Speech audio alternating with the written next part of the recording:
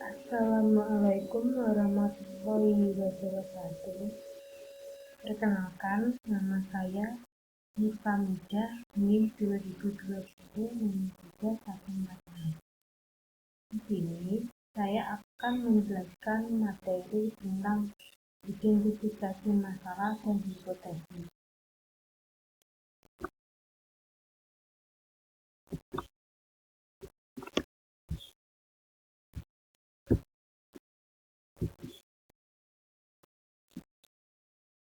Satu, ada identifikasi dan perumusan masalah, yaitu masalah penelitian ditulis berdasarkan beberapa pertimbangan, dilihat dari sisi waktu, biaya, kemampuan si peneliti, kontribusi yang diberikan bagi pengembangan ilmu pengetahuan teknologi.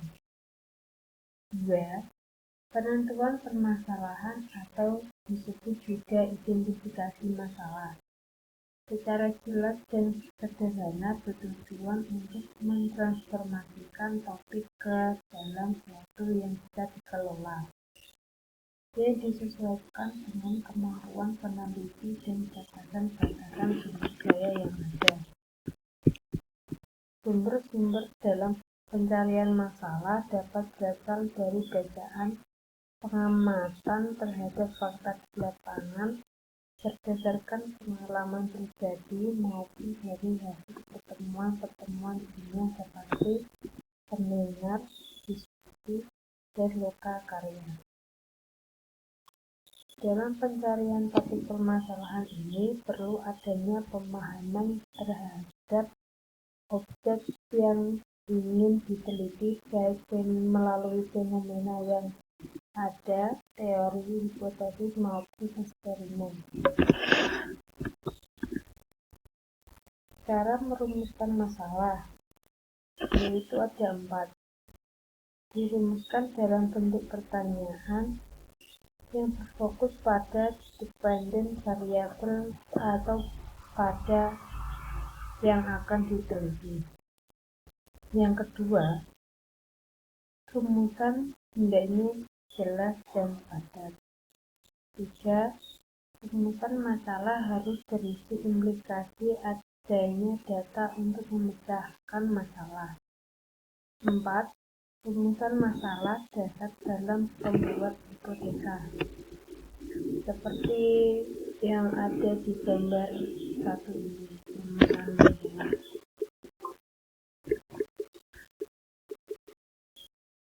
Karakteristik permasalahan. Dalam menentukan permasalahan dalam penelitian, ada beberapa hal yang perlu diperhatikan, yaitu sebagai berikut. Mempunyai nilai penelitian, dalam arti bahwa permasalahan tersebut masih bersifat asli atau original.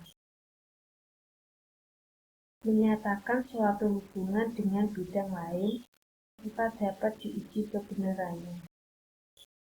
Visible artinya permasalahan tersebut dapat dipecahkan, tersedianya data dan metode untuk memecahkan masalah, tersedianya biaya, dan dapat diselesaikan dalam waktu yang wajar.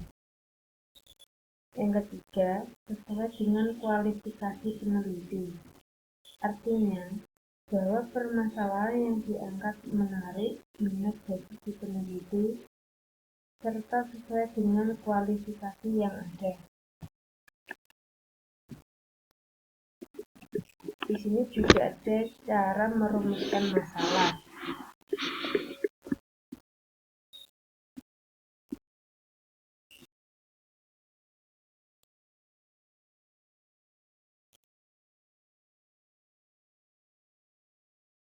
Acuan atau sumber masalah.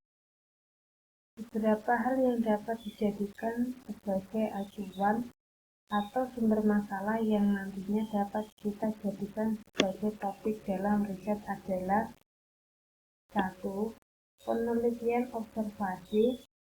Dengarkan secara langsung keluhan yang ada di lapangan dan adakan eksploratif sendiri secara privat. 2. Diskusi ini termasuk di dalamnya diskusi resmi atau diskusi tidak resmi. 3. Dosen atau ahli riset. Pada umumnya, dosen menguasai suatu bidang ilmu tertentu secara lebih baik daripada orang lain. Yang keempat ada bibliografi. Sumber bibliografi yang dapat dijadikan sumber problem adalah jurnal, ensiklopedia, review, skripsi atau tesis, disertai buku-buku teks, majalah, buletin, share report, dan lain sebagainya. Di sini ada langkah-langkah perumusan masalah, yaitu ada 4. Yang 1, tentukan fokus penelitian. Yang kedua, cari berbagai kemungkinan dari berbagai faktor yang ada dengan fokus penelitian tersebut yang dalam hal ini dinamakan fokus. Langkah yang ketiga yaitu di antara faktor-faktor yang terkait adakan pengajian faktor mana yang paling menarik untuk ditelah, kemudian tetapkan faktor apa saja yang akan dipilih. Langkah yang keempat, kaitkan secara logis faktor-faktor fokus yang dipilih dengan fokus penelitian. Faktor-faktor dalam mengidentifikasi masalah. Dalam mengidentifikasi masalah, terdapat beberapa hal yang perlu diperhatikan, terutama kaitannya dengan teori, hipotesis, ilmu pengetahuan, variabel, definisi operasional. Hubungan faktor dalam mengidentifikasi yaitu seperti gambar yang terkait dengan mengidentifikasi masalah.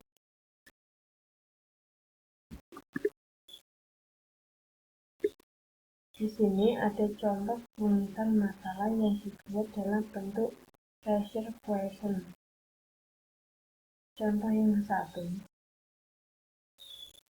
Dalam proses resensi jurnal saat ini, seseorang yang ditunjuk untuk melakukan resensi akan mendapatkan email dari para penulis yang berisi naskah atau manuskrip jurnal. Setelah mendapatkan email dari penulis, pemberi resensi akan melakukan pengecekan pada naskah atau manuskrip. Kemudian, naskah atau manuskrip tersebut akan ditambah, dikurangi atau diberi komentar oleh pemberi resensi. Setelah pengecekan selesai dilakukan, pemberi resensi akan mengembalikan naskah atau manuskrip yang sudah dicek tersebut kepada penulis. Proses pemberian resensi ini memakan waktu yang cukup lama, karena tidak setiap waktu pemberi resensi melakukan pengecekan email. Permasalahan lain yang muncul adalah adanya kemungkinan penulis naskah yang sama secara berulang. Selain itu, masalah akan muncul pada saat pemberi resensi ini melakukan pencarian naskah atau manuskrip secara cepat. Pencarian akan sulit dilakukan karena data tercampur dengan email yang lain, ditambah lagi resiko naskah atau manuskrip terhapus secara tidak sengaja juga sangat besar. Berdasarkan identifikasi masalah yang telah diuraikan di atas, diperoleh perumusan masalah sebagai berikut. 1. Bagaimana membuat sebuah aplikasi untuk membantu proses resensi antara penulis, pemberi resensi, dan editor sehingga berjalan dengan baik. 2. Bagaimana mengatasi pendokumentasian jurnal atau manuskrip agar tidak terjadi penulisan jurnal dengan judul yang sama? Dari contoh di atas dapat dilihat bahwa terdapat keselarasan antara latar belakang yang dipaparkan dengan rumusan masalah yang diangkat. Rumusan masalah yang diangkat dibuat dalam bentuk pertanyaan, bisa dalam beberapa kalimat pertanyaan yang semuanya mencakup tentang masalah yang akan diteliti. 3. Hipotesis penelitian. Hipotesis merupakan jawaban teoritis atau jawaban sementara terhadap rumusan masalah. Penelitian dan belum merupakan jawaban empirik dengan dukungan data-data. Rumusan hipotesis biasanya diambil berdasarkan kumpulan teori yang sesuai dengan topik penelitian serta hasil dari penelitian terdahulu. Dasar yang kuat dalam merumuskan hipotesis yaitu research problem, scope of the research, dan tujuannya. Cara menyampaikan hipotesis dapat berupa hypothetical statement, misalnya IT ingin meningkatkan kinerja perusahaan. Statistical hypothesis, misalnya HO sama dengan rata-rata pengunjung sebelum dan sesudahnya sama atau rata-rata jumlah customer sebelum dan sesudahnya sama. Manfaat penggunaan hipotesa. Tidak semua penelitian memerlukan hipotesa. Misalnya pada penelitian yang bersifat deskriptif, penelitian eksploratif, dan penelitian yang bersifat kualitatif. Hipotesis mempunyai peranan memberikan arah dan tujuan pelaksanaan penelitian dan memadu ke arah penyelesaiannya secara lebih efisien. Hipotesis yang baik akan menghindarkan penelitian tanpa tujuan dan pengumpulan data yang tidak relevan. Manfaat penggunaan hipotesa antara lain dibagi menjadi 4. 1. Untuk menjelaskan permasalahan yang diangkat dalam penelitian. 2. Untuk menjelaskan variabel yang akan diuji kebenarannya. 3. Untuk membantu dalam memilih metode analisa data. 4. Sebagai pedoman dalam menarik sebuah kesimpulan. H0 dan H1. Tugas. Apa yang dimaksud dengan hipotesis HO dan hipotesis H1? Jelaskan secara lengkap disertai dengan contoh yang ada di atas. Terima kasih. Wassalamualaikum warahmatullahi wabarakatuh.